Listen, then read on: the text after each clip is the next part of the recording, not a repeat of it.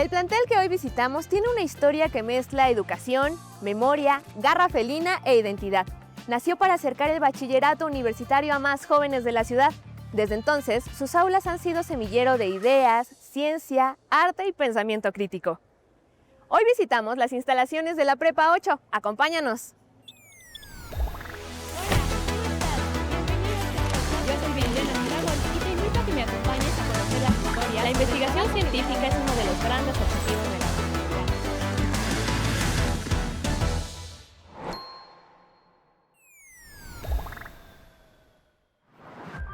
Fiel al espíritu que ha caracterizado a la Universidad Nacional Autónoma de México, la Escuela Nacional Preparatoria número 8 Miguel E. Schulz ha impulsado voces jóvenes que crean, cuestionan y transforman su entorno.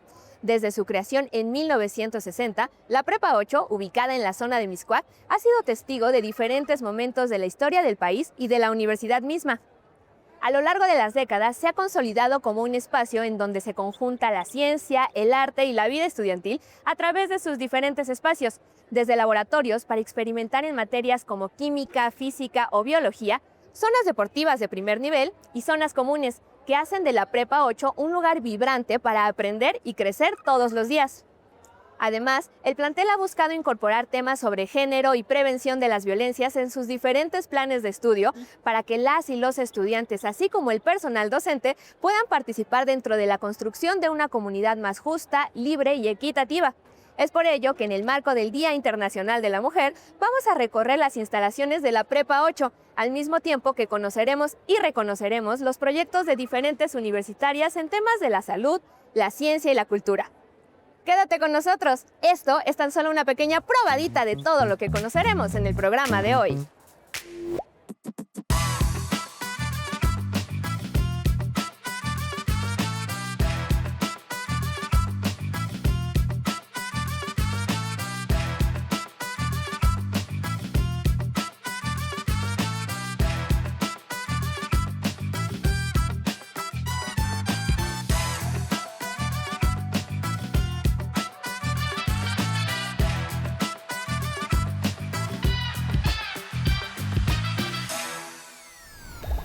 Además de sus materias académicas, la Prepa 8 ha resaltado por su diversidad de talleres artísticos y culturales, de música, danza y artes visuales, donde muchas veces las y los estudiantes terminan por descubrir su vocación.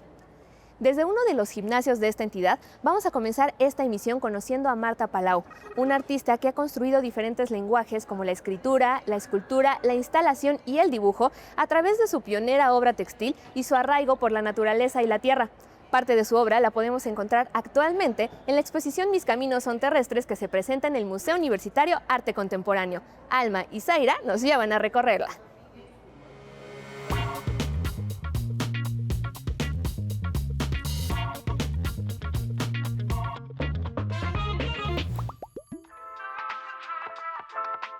Hay caminos que nacen del dolor y florecen en la creación.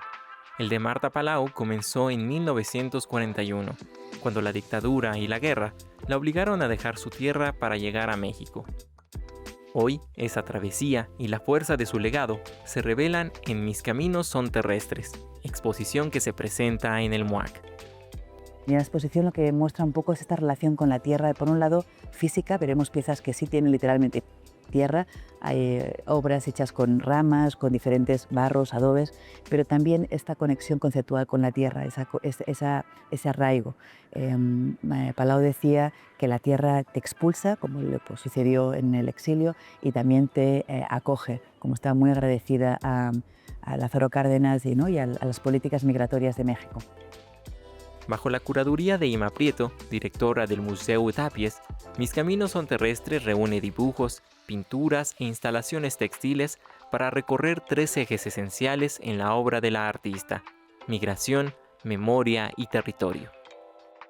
Para ella el tejido no era algo estático, no era algo fijo, sino que era algo orgánico y vivo. Entendiendo esta exploración no solamente desde una perspectiva formal, sino también una experimentación que es también una potencia política, ¿no? Es un posicionamiento de cómo ella entendía esta relación con la tierra. La mirada visionaria de Palau sobre la migración alcanza un punto de gran fuerza en Doble Muro. En esta obra, la silueta de una persona migrante fallecida aparece rodeada por 7 escaleras, símbolos de los caminos que intentó recorrer o de aquellos que nunca pudo alcanzar. Otro tema importante que alude a la exposición es el tema vinculado con este arraigo de la tierra, con esta fuerza y esta potencia tan sanadora de la tierra, es lo que ella llamaba las nahuales. Las nahuales son mujeres chamánicas, mujeres protectoras, curanderas de alguna manera, que ella veía en su trayectoria. La obra de Marta Palau abre muchas interpretaciones, muchas perspectivas, muchas derivas. Son obras de los años 70, 80, 90, de 2000 actuales, que el público puede interactuar. Y yo creo que me gustaría que la gente se fuera pensando en la palabra tierra, en la palabra materia y en la palabra frontera. Mis Caminos Son Terrestres estará disponible hasta el 3 de mayo para que cada espectador descubra sus propios caminos a través del universo de Marta Palau, una artista que transformó el exilio en liberación y en un territorio donde también es posible encontrar cobijo. En los diferentes laboratorios del plantel se imparten diferentes materias relacionadas con la ciencia, como química, física y biología, lo cual resulta fundamental para la preparación de las y los estudiantes de la Prepa 8. Desde aquí vamos a conocer a la doctora Camila Alcántara del Instituto de Biología, quien lidera un grupo de investigación que se ha encargado de capturar diferentes imágenes microscópicas de plantas, insectos y otros organismos, lo cual ha sido fundamental para el estudio de distintas especies. Vamos a conocerla.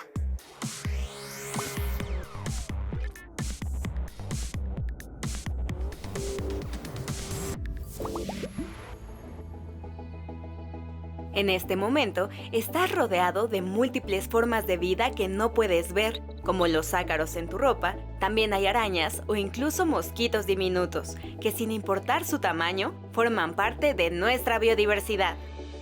Ahora podemos conocer este mundo invisible con el Laboratorio de Microscopía y Fotografía de la Biodiversidad del Instituto de Biología de la UNAM, que cuenta con la tecnología más avanzada de nuestro país para observar muestras y obtener imágenes.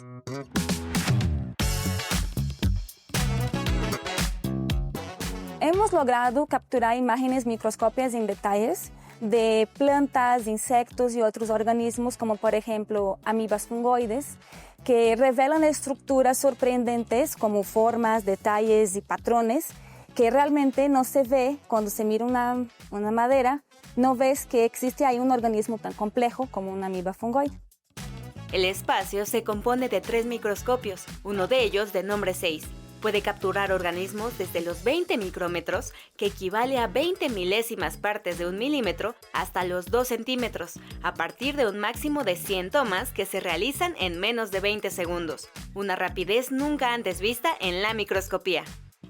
La muestra se monta con un alfiler, la ponemos aquí en una masa y luego ponemos bien las luces, ponemos un difusor para que la luz entre de forma difusa. Pasamos a la pantalla y toda la magia se hace en la computadora, en este programa. El programa da comandos al microscopio para que empiece a tomar fotos, ¿no? Y al final las apila y las fusiona y nos da la imagen final. Estudiantes e investigadores de distintas partes de la República e incluso otras instituciones educativas como el IPN visitan el Laboratorio de Microscopía y Fotografía de la Biodiversidad y han conseguido crear imágenes de moluscos, abejas y especies nunca antes registradas, no solo para dar lugar a investigaciones. También son útiles para la divulgación científica y que todas las personas sigamos conociendo estos organismos con los que cohabitamos.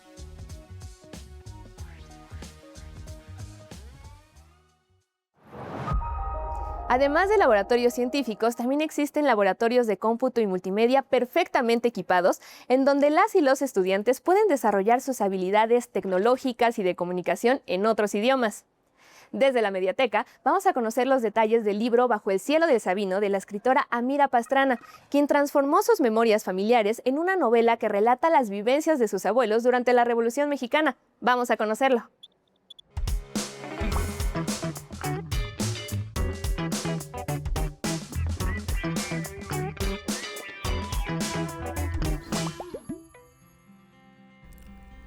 Escuchar las historias de nuestros padres, tíos o abuelos es algo común en las familias mexicanas.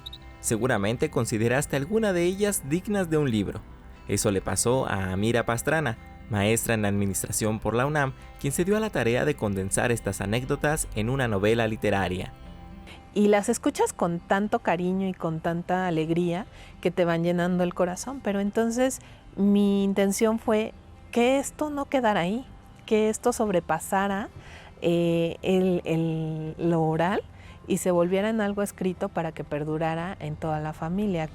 El resultado es Bajo el cielo del Sabino, una novela inspirada en la vida de los abuelos de la autora, que narra la historia de una familia que vive en Chiapas durante la etapa revolucionaria.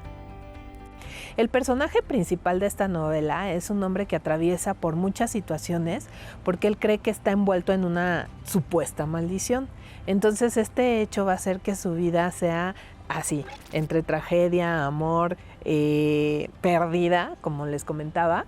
Pero además, a través de sus ojos, nosotros vamos a poder ver situaciones como lo que se vivía en aquella época, en esa localidad. Si bien la historia cuenta con momentos ficticios, se buscó que el contexto social de la época fuera lo más apegado históricamente. Para lograrlo, la maestra Amira realizó entrevistas y una consulta exhaustiva de periódicos y documentos oficiales. Para la autora, una de las partes más significativas de escribir esta historia es recordar a su familia, particularmente a su abuela, cuya actitud rebelde la inspiró en su vida. Además, tengo mucho de ella, mi familia, mi padre tenía mucho de ella, y a pesar de que para muchos pudiera haber sido la oveja negra de la familia, para mí es alguien digna de respeto y de admiración porque logró vivir de una manera diferente a como todas las mujeres vivían en aquella época. Bajo el cielo del Sabino no solo rinde homenaje a los abuelos de la autora, sino también a todas aquellas generaciones cuyas voces y vivencias forman parte del tejido histórico de México. Es una invitación a rescatar nuestras raíces y a escribirlas para que no se las lleve el tiempo.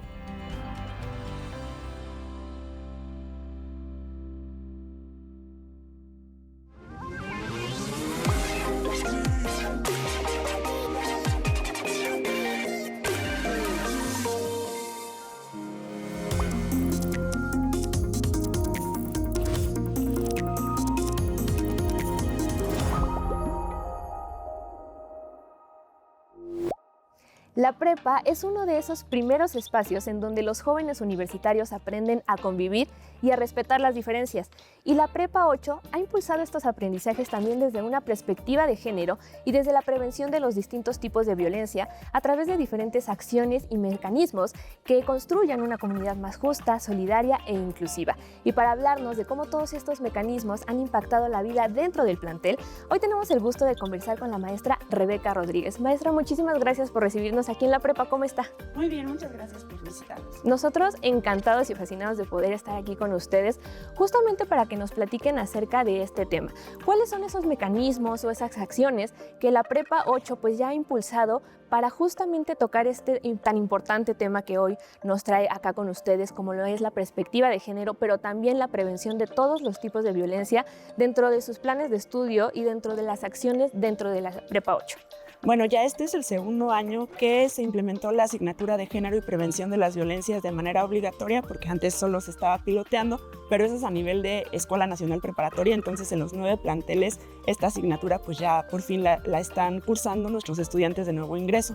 Pero además de eso, pues nuestros programas de estudio ya desde hace algunos años de diferentes asignaturas han incluido unidades o temas que revisan, por ejemplo, la historia de los movimientos sociales, la historia de los feminismos, la historia de los movimientos LGBT, y pues eso es a nivel institucional. Pero además en la Prepa 8 pues tenemos grupos de estudio transdisciplinarios donde estamos participando estudiantes y profesores de diferentes asignaturas en la generación de programas o de estrategias que permitan que la comunidad se involucre desde diferentes aspectos, por ejemplo, el aspecto de análisis de textos, de lectura o del movimiento del cuerpo o del arte para la prevención de la violencia con una perspectiva de género. O sea que también aquí ya estamos viendo como esta introducción incluso de las artes, de la cultura, dentro de sus diferentes mecanismos, que es de lo que me gustaría que me comentara ahora. Estamos en el marco de la jornada del 8M tan importante y las prepas, como bien nos lo mencionaba, pues toman esto en cuenta y justamente realizan diferentes iniciativas, no solo desde las aulas, también desde una jornada cultural que, como ya nos lo mencionaba, involucra a los estudiantes e involucra a los profesores. ¿Qué es lo que realizan ustedes en el marco de estas jornadas? Bueno, a nivel de colegios de profesores, nos ponemos de acuerdo para realizar actividades donde se involucre al alumnado, pero también el alumnado muchas veces tiene iniciativa y genera también estrategias. Por ejemplo, en el caso de Prepa 8 tenemos nuestras colectivas y también, por ejemplo, los profesores de género y prevención de las violencias, de manera coordinada, el día de hoy estaremos realizando una jornada durante todo el día que incluye baile, que incluye exposición de fotobordado, que incluye también exposición de fanzines.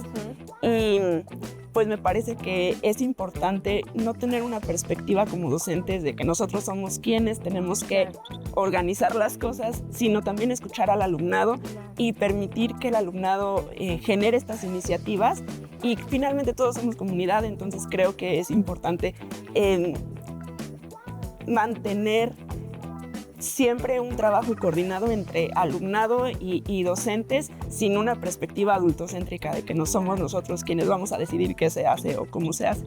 Justamente porque las juventudes cada vez pues están tomando también más el control, tienen más voz incluso dentro de estas iniciativas tan importantes, y hacerlo desde el bachillerato me parece una iniciativa fundamental, porque hablamos a lo mejor ya de jóvenes un poco más grandes de la universidad, pero hacerlo desde el bachillerato me parece muy importante. ¿Qué es lo que toman en cuenta ustedes para atender justamente las necesidades, en este caso a lo mejor de las alumnas, de las estudiantes del bachillerato, particularmente de la Prepa 8? ¿Qué es lo que ustedes toman en cuenta al escucharlas?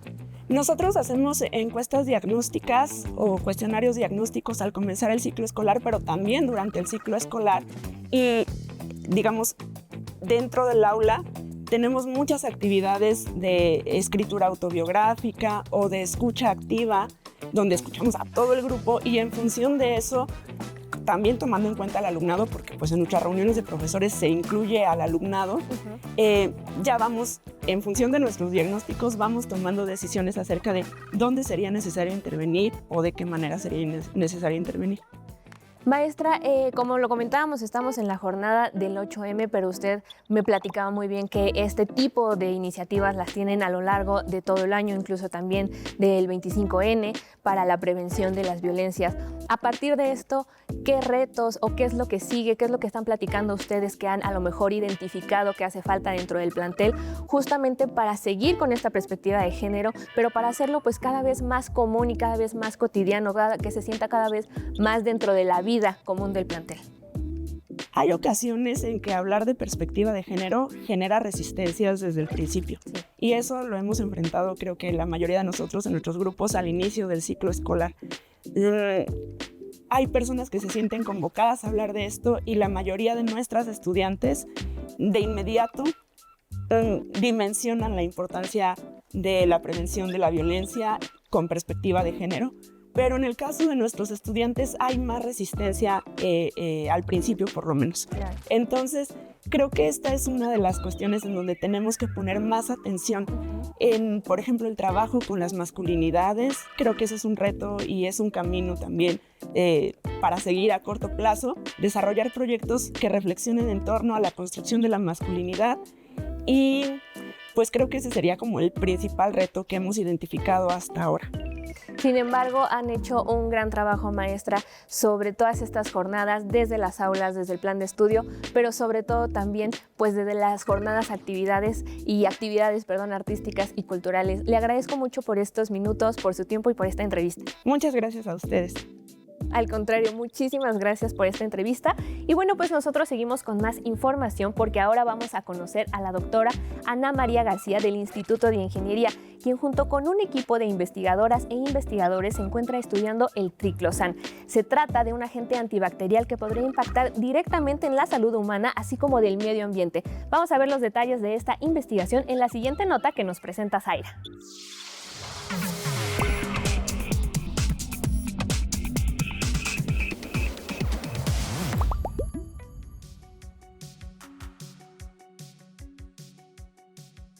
Estudios como los que se realizan en el Instituto de Ingeniería de la UNAM han comprobado que el triclosan, un agente antibacterial presente en artículos de consumo como el gel antibacterial, el desodorante, el talco para evitar malos olores e incluso la pasta de dientes, tiene efectos negativos para la piel. Los investigadores hemos estado estudiando los efectos que tiene porque este triclosan ya se ha encontrado que se bioacumula en aguas residuales, en fetos, lo hemos encontrado en leche materna, se ha encontrado también estudios pues, que nos dicen que perjudica directamente a los animales como ratas, ranas y peces. Ana María, estudiante de doctorado en Ingeniería Ambiental, y el doctor Armando González Sánchez han encontrado una solución en la microalga llamada Chlorella sp. Estas pequeñas algas verdes, esféricas y unicelulares tienen el potencial único de limpiar contaminantes del agua de manera natural. Que las microalgas funcionen como un absorbente para que el triclosan se quede, debido a que las microalgas tienen una pared lipídica donde el triclosan, al ser muy poco soluble en agua, prefiere estas paredes o estos sistemas lipídicos y ahí se va absorbiendo. Nuestros cultivos los hacemos en estos frascos que son especializados y vienen estériles y puede pasar aire por ellos, pero pues ningún otro microorganismo o algo que los afecte. En México, este contaminante ya ha sido detectado en plantas residuales como la del Cerro del Agua, la cual se ha convertido en un foco de estudio donde se están implementando microalgas como estrategia para reducirlo. Nosotros al inicio estábamos planteando realizarlo en gimnasios y en hospitales, debido a que en gimnasios, están todos los deportistas. Posteriormente, después de la pandemia, ya observamos que el uso de desinfectantes en los hospitales, pues aumentó todavía más el uso del triclosan y entonces eso también nos abre otra área de oportunidad. Otra alternativa para contrarrestar este contaminante es el uso de ciertas bacterias cultivadas por la Universidad de Stuttgart en Alemania. Un país que tras grandes esfuerzos logró eliminar el triclosan de sus productos, al igual que en Estados Unidos. Los investigadores del Instituto de Ingeniería esperan que en el futuro México pueda alcanzar el mismo objetivo, para proteger a la sociedad y al medio ambiente.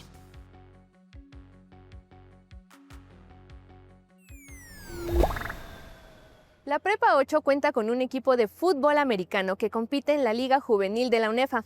Los leopardos entrenan regularmente en el campo deportivo del plantel, el cual también funciona para la práctica de otras disciplinas. Es así como la comunidad de deportistas de la Prepa 8 ha puesto en alto el nombre de esta institución gracias a sus diferentes victorias. Ejemplo de ello, el equipo femenil de flag y el equipo femenil de atletismo.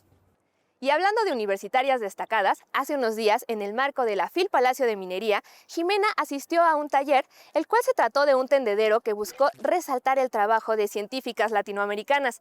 En esta actividad pudo conocer y reconocer sus aportaciones hacia la sociedad. Vamos a ver cómo le fue.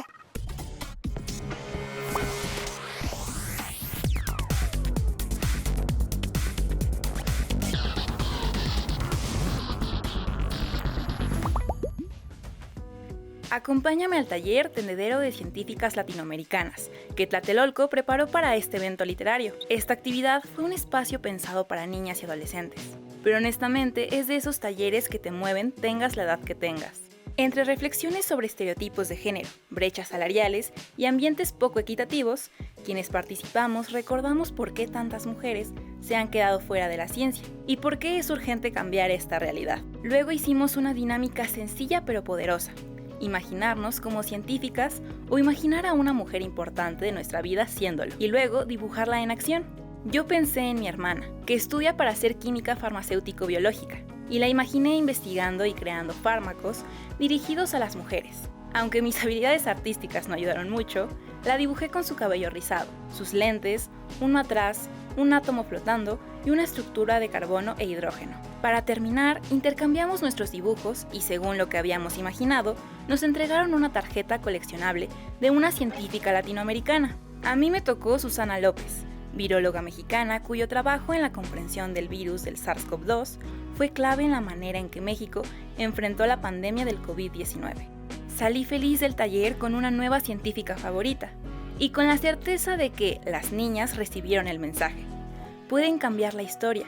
Todo empieza con algo tan simple y tan poderoso como imaginarse dentro de la ciencia.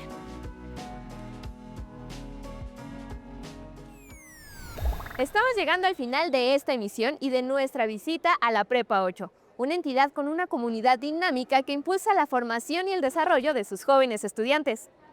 Nosotros nos despedimos, no sin antes dejarte con nuestra cartelera semanal, en donde podrás encontrar diferentes actividades artísticas y culturales que puedes tomar en cuenta e incluir en tus próximos planes.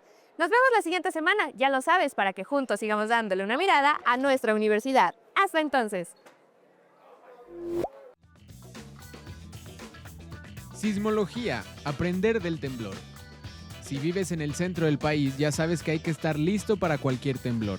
¿Qué más debemos saber y aprender de estos fenómenos meteorológicos? No te pierdas esta exposición en las instantáneas universitarias del Museo UNAM hoy. Montreal querida. Una historia que narra el deseo reprimido de una mujer migrante y cómo termina por aceptarse en su vida adulta. Lánzate a la proyección de esta película en el Centro Cultural Universitario para conocer a la directora Xiaodan He, quien compartirá su proceso creativo y la manera en que aborda estos temas. Talleres Matemalquimia Universum. Las matemáticas no tienen por qué ser aburridas y más cuando están presentes en todos los ámbitos de nuestra vida. No te pierdas de estos talleres de Universum en los que con un modelo de papel de tortuga aprenderás sobre simetría o con un comecocos te adentrarás en los números mayas, romanos y babilonios. Partido Pumas femenil contra Chivas. Continúa la aventura de las Pumas en el Clausura 2026. En la jornada 8 del torneo reciben a las Chivas de Guadalajara buscando defender con garra el Estadio Olímpico Universitario. No te pierdas la oportunidad de hacer retumbar el Goya hacia nuestras futbolistas.